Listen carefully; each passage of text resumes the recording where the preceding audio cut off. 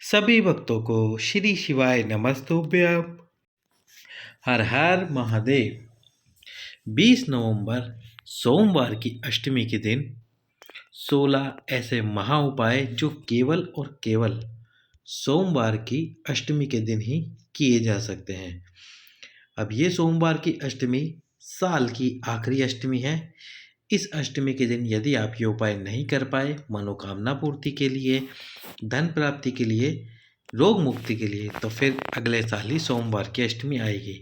पर उसके पहले वीडियो को कर दो लाइक, चैनल को कर दो सब्सक्राइब और कर दीजिए वीडियो को अधिक से अधिक शेयर। तो सबसे पहला जो उपाय है सोमवार की अष्टमी के दिन, यदि आपकी आंखों के नीचे कालापन आ गया है, आंखों में काले घेरे आ गए हैं, तो उन काले घेरों को समाप्त करने के लिए केवल सोमवार की अष्टमी के दिन ही ये उपाय किया जाता है। आपको क्या करना होगा, एक पात्र लेना होगा, उस पात्र में जल और दूध डालना होगा। दोनों समान मात्रा में जल और दूध डाल लीजिए। अब आपको प्रदोष काल में, प्रदोष काल कौन सा होता है, जब सूर्य अस्त होता है, तो सूर्य अस्त के 45 मिनट पहले और 45 मिनट बाद का जो समय है वो प्रदोष काल कहलाता है। अब इस प्रदोष काल में आपको इस जल को लेके जाना है और भगवान शंकर के शिवलिंग में, जो माता अशोक सुंदरी का स्थान है, जैसे कि आप ये देख रहे हैं, ये माता अशोक सुंदरी का स्थान है। इस स्थान पर वो जल और दूध का मिश्रण आपको समर्पित करना है। लेकिन समर्पित करने से पहले एक पात्र शिवलिंग के नीचे लगा दीजिए, ताकि वो सारा जल और दूध का मिश्रण उस पात्र के अंदर आ जाए।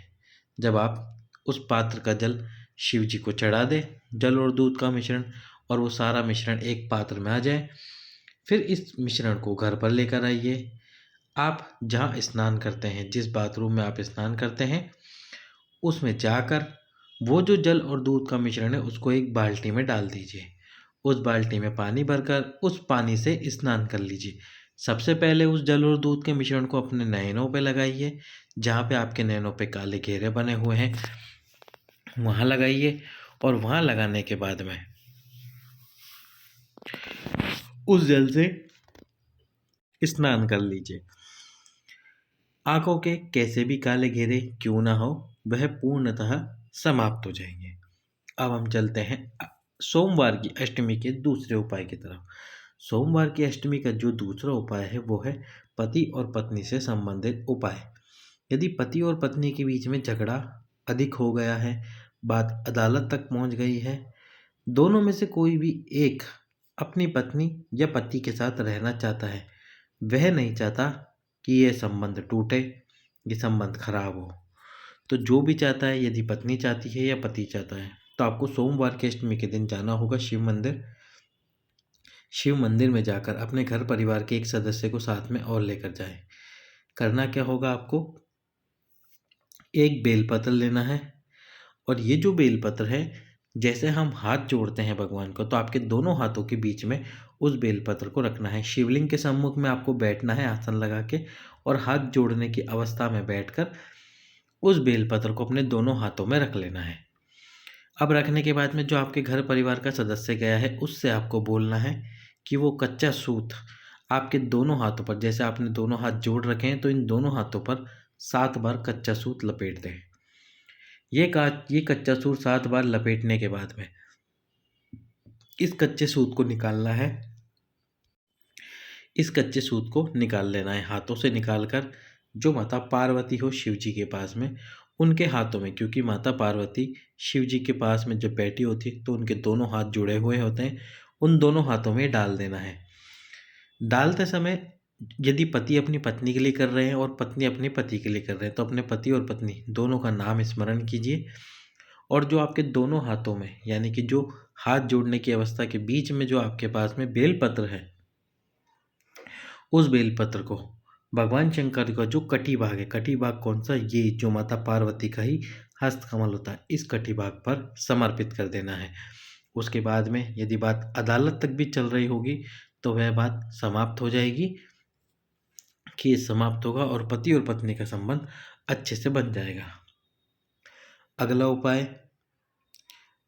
अगला उपाय उन माताओं के लिए है जिनका बच्चा बार बार गिरता है, उनके बच्चे का बार बार एक्सीडेंट हो जाता है, उनके लिए ये उपाय है। यदि बच्चा बार बार गिरता है, बार बार एक्सीडेंट होता है, तो एक कलश में जल भरने के बाद में उसमें आपको 7 सफ़ेद पुष्प डालने हैं, श्वेत पुष्प, जो सफ़ेद कलर के पुष्प आते हैं वो पुष्प डालने हैं। अब ये पुष्प डालकर उस कलश का जल आपको शिव जी पर प्रदोष काल में समर्पित करना है। समर्पित करते समय भगवान कुंदकेश्वर महादेव का आपको नाम लेना है, साथ में आपके उस बच्चे का नाम लेना है जिस बच्चे का बार बार एक्सीडेंट हो जाता है। तो कुंदकेश्वर महादेव और उस बच्चे का नाम लीजिए, 7 बार 7 सफ़ेद पुष्प कलश में डाल के भगवान शंकर को समर्पित कर दीजिए सोमवार की अष्टमी के दिन। अब इसी सोमवार की अष्टमी का अगला उपाय, यदि किसी को माइग्रेन की समस्या है, माइग्रेन का मतलब उसका आधा सर दुखता ही रहता है, समस्या है आधा सर उसका दुखता ही रहता है, बार बार आधा सर दुखने लग जाता है, सारे डॉक्टरों को दिखा दिया, सबको दिखाने के बाद भी कि समस्या बनी हुई है, तो फिर 7 लौंग, जो लौंग आती है, सोमवार की अष्टमी के दिन सुबह सुबह शिव मंदिर जाकर, ये जो माता अशोक सुंदरी वाला स्थान है, ये माता अशोक सुंदरी वाले स्थान पर आपको समर्पित कर देनी है 7 लौंग। 5 से 10 मिनट ये लौंग समर्पित रहे। फिर उसके बाद में अगले दिन यानी कि मंगलवार से आपको एक कार्य करना है। जो 7 लौंग है उसमें से एक लौंग लेनी है। सुबह आप जैसे ही उठते से ही आपके घर के मुख्य दरवाजे की चौखट पर आपको चले जाना है, एक लौंग लेनी है और उस चौखट पे खड़े होकर उस लौंग को चबा चबा कर खा लेना है। यदि शिव मंदिर पास में है तो आप शिव मंदिर की चौखट पर भी जा सकते हैं। शिव मंदिर की चौखट पर जाइए, वहाँ पर जाकर उस लौंग को चबा चबा कर खा लीजिए। चबा चबा कर उस लौंग को खा लीजिए। मंगलवार के दिन एक लौंग, बुधवार के दिन एक लौंग, गुरुवार के दिन एक लौंग, शुक्रवार के दिन एक लौंग, ऐसे 7 दिन एक एक लौंग आपको खा लेनी है। केवल एक बार आपको ये उपाय करना है। माइग्रेन से संबंधित कैसी भी आपकी समस्या क्यों ना हो, वह पूर्णतः समाप्त हो जाएगी। अब अगला जो उपाय है वो है व्यापार की वृद्धि के लिए। जिन व्यक्तियों का व्यापार नहीं चल रहा है, धन की समस्या चल रही है, तो सोमवार की अष्टमी के दिन एक शिवलिंग का निर्माण करें। और वो शिवलिंग आपको किससे निर्माण करना है? वो करना है दही से। दही को किसी कपड़े में, किसी छलनी में टांग दीजिए। जब वो चकता हो जाए यानी कि एकदम टाइट हो जाए, तब उस दही का शिवलिंग का निर्माण कीजिए। और शिवलिंग में आपको जलाधारी भी बनानी है, साथ ही साथ में पूरा शिवलिंग बनाना है। अब उस शिवलिंग को बनाकर उस शिवलिंग की पूजन अर्चना कीजिए। चंदन, अबीर, रोली समर्पित नहीं करनी। चंदन, अबीर, गुलाल समर्पित कीजिए, पुष्प समर्पित कीजिए, माला समर्पित कीजिए। समर्पित करने के बाद में भगवान शंकर की आरती उतारिए दीपक से। फिर पूजा करने के बाद में शाम को आपको उस शिवलिंग का, जो दही का शिवलिंग आपने बनाया है, उसका विसर्जन करना है। विसर्जन करने के बाद, पर जिस दिन आप ये शिवलिंग बना रहे हैं, जैसे सोमवार की अष्टमी के दिन आप ये उपाय कर रहे हो, तो आपको उस दिन व्रत रखना है, फास्ट रखना है। केवल यही एक उपाय है जिसमें आपको व्रत रखना है, फास्ट रखना है। एक टाइम फलाहार करना है और एक टाइम भोजन करना है। भोजन भी कब करना है? जब इस पार्थिव शिवलिंग का, यानी पार्थिव यानी कि इस शिवलिंग का, जो शिवलिंग आपने दही से बनाया, उसका विसर्जन कर दे। तो फिर विसर्जन करने के बाद में जिस स्थान पर आपने उसका विसर्जन किया है, जैसे किसी नदी में विसर्जन किया है, यदि नदी आसपास नहीं हो तो किसी पात्र में जल भरकर आपने उसका विसर्जन किया हो, जब वो विसर्जित हो जाए अच्छे से, तो उसमें से एक कलश जल भर लीजिए। जो जल है, जैसे किसी पात्र में आपने उसको विसर्जन किया है, तो इसी पात्र में से एक कलश जल भरिए। अब उस जल को भरने के बाद में एक सिक्का उस कलश में डाल दीजिए। एक सिक्के के साथ में थोड़े से अक्षत और एक कमलगट्टा, वो सारी वस्तुएं उस कलश में डालकर उस कलश को आपके व्यापार वाले स्थान पर रख दीजिए। व्यापार वाले स्थान पर रखिए। उसके बाद आपको कहीं भी मुड़ने की आवश्यकता नहीं होगी। वो जल और वो कमलगट्टा इतने धन लाएगा आपके पास में कि आप संभालते हुए नहीं संभाल पाओगे। ये उपाय केवल और केवल सोमवार की अष्टमी के दिन किया जाता है। यदि सोमवार की अष्टमी को दिन ना कर पाओ तो फिर आपको सावन के 5 सोमवार ये उपाय करना पड़ता है। अगला जो उपाय है वो है 31 मूंग, 31 चावल और 31 बेलपत्र वाला उपाय। इसमें आपको 31 हरे मूंग लेने हैं, 31 चावल लेने हैं, 31 बेलपत्र लेने हैं। सबसे पहले जो हरे मूंग है, 31 बेलपत्र है और 31 चावल है। तो जब सबसे पहले 31 चावल है, उन चावल के दानों को भगवान शंकर की दहलीज पर, जो भगवान शंकर के मंदिर की दहलीज है, उस दहलीज पर रख दीजिए। आपकी मनोकामना बोलते हुए 31 चावल अक्षत रख दीजिए दहलीज पर। उसके बाद में आपको जो नंदी जी का एक पैर ऊपर उठा हुआ होता है, उस पैर के पास में, जैसे कि आप ये देख रहे हैं, इस पैर के पास में आपको वो बचे हुए 31 मूंग, उन मूंग को इस पैर के पास में रखना है, वही आपकी मनोकामना बोलते हुए।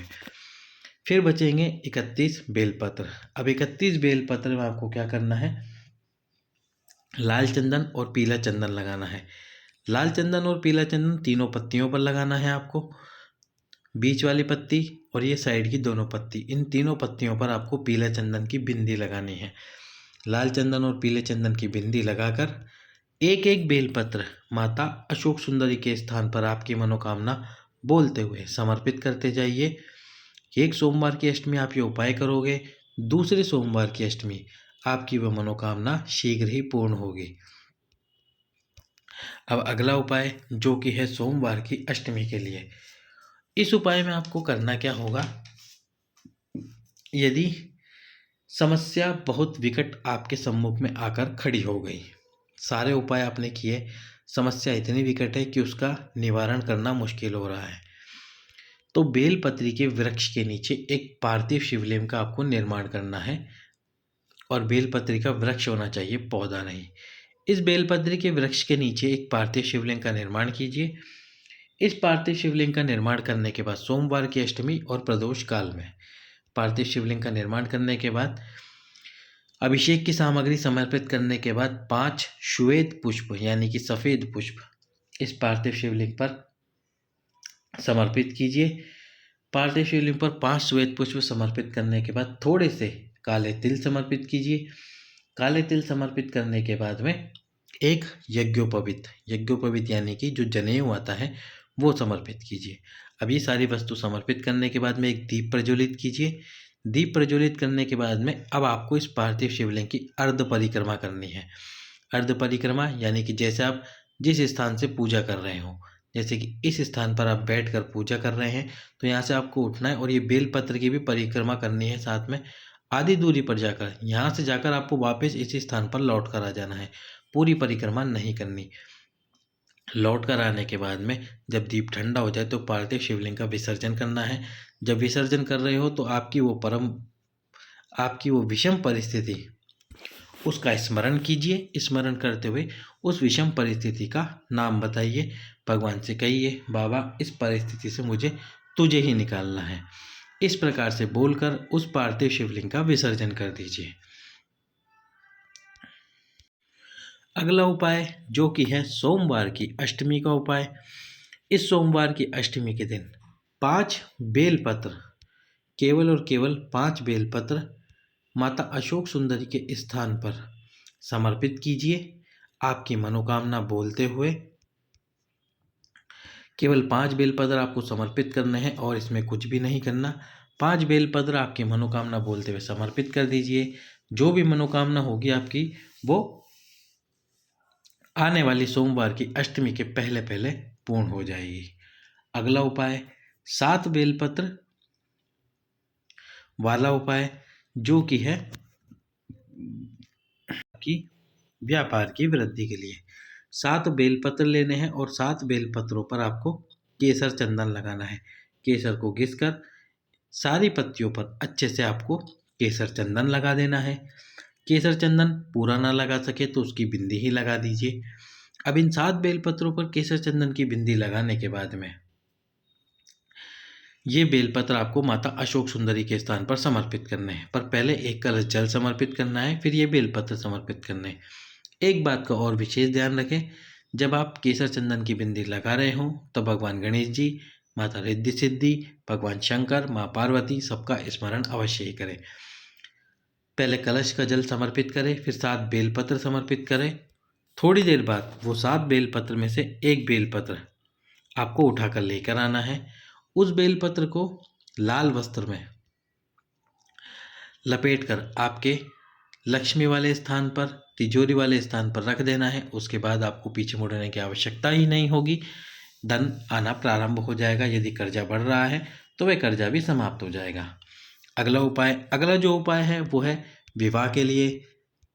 जिन लड़का लड़की का विवाह नहीं हो रहा है, 40 साल के हो गए, 35 साल के हो गए, 38 साल के हो गए, तो वह 7 बिंदी हल्दी की, ये जो माता अशोक सुंदरी का स्थान है, इस स्थान पर आपको 7 बिंदी हल्दी की लगवानी है। बिंदी थोड़ी मोटी लगवाना। 7 बिंदी हल्दी की लगवाने के बाद अब इस हल्दी, जहाँ आपने माता अशोक सुंदरी के स्थान पर हल्दी लगाई है, तो दोनों हाथों को ये माता अशोक सुंदरी के स्थान पर रखना है। एक हाथ पहले रखें ताकि हल्दी आपके हाथ में लगे, दूसरा हाथ भी रखें ताकि दूसरे हाथ में भी हल्दी लग जाए। जब दोनों हाथों में हल्दी लग जाए तो इन दोनों हाथों के 5 छापे पीपल के वृक्ष के ऊपर, ये जो पीपल के वृक्ष का तना होता है, उस पीपल के वृक्ष के तने पर लगा दीजिए 5 छापे।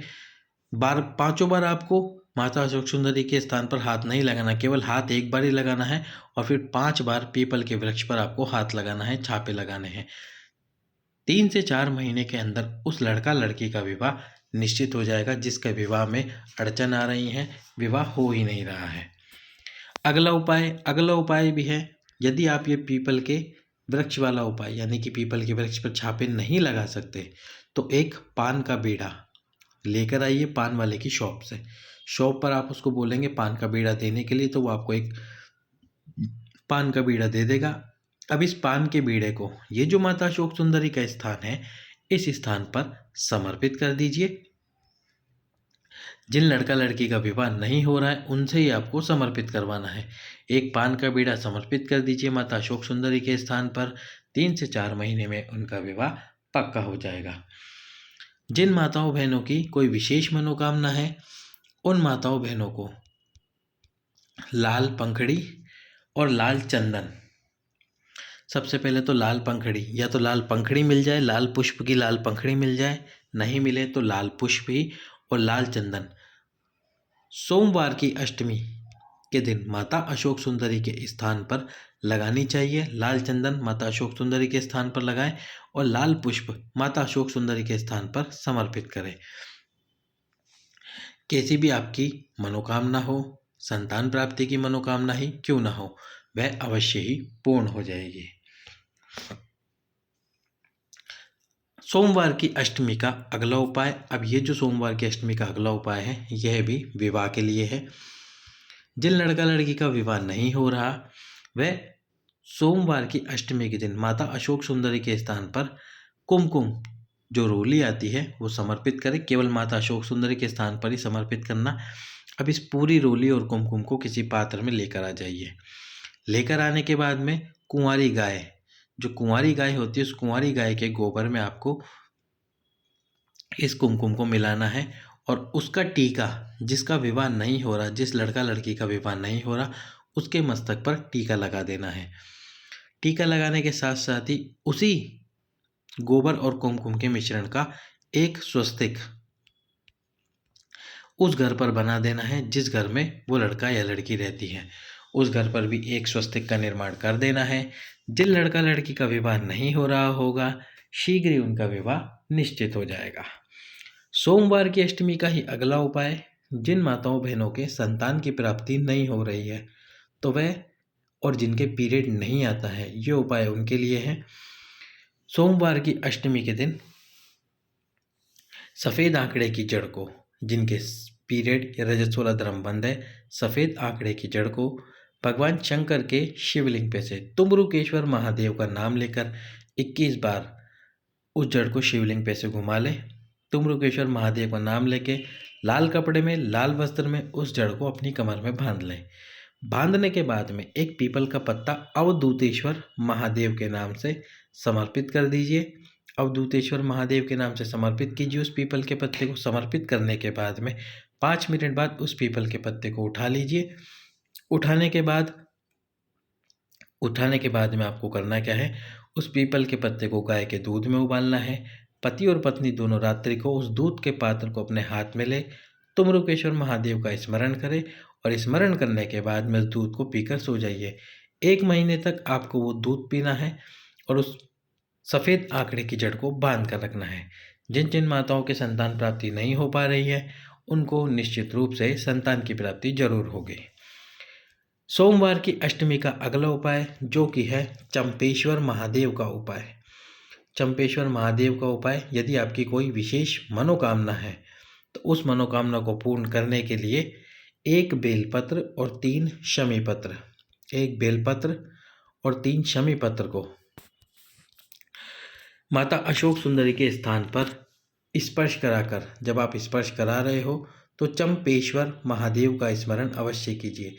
चंपेश्वर महादेव का स्मरण करके उस बेलपत्र और शमी पत्र को अशोक सुंदरी वाले स्थान पर स्पर्श करा के भगवान शंकर के शिवलिंग के ऊपर समर्पित कर दीजिए। जो भी आपकी विषम परिस्थिति होगी, कामना होगी, वह पूर्ण हो जाएगी। ये उपाय केवल और केवल सोमवार की अष्टमी के दिन ही किया जाता है। सोमवार की अष्टमी के दिन ही निर्मलेश्वर महादेव का उपाय। ये जो निर्मलेश्वर महादेव है ये सारी समस्याओं मनोकामना को पूर्ण करते हैं। तो निर्मलेश्वर महादेव के इस उपाय में करना क्या है, 5 वृक्ष की पत्तियां लेनी है। 5 अलग अलग वृक्ष की 5 पत्तियां लें और लेना है आपको एक श्वेत पुष्प और 5 अलग अलग वृक्ष की पत्तियां।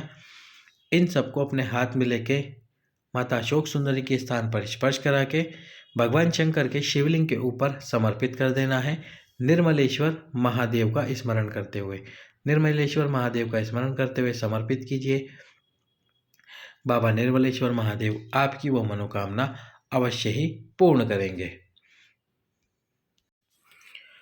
अब सोमवार की अष्टमी का सेकंड अंतिम उपाय, और ये उपाय है माँ मालिनी, माँ गौरा और माता पार्वती का।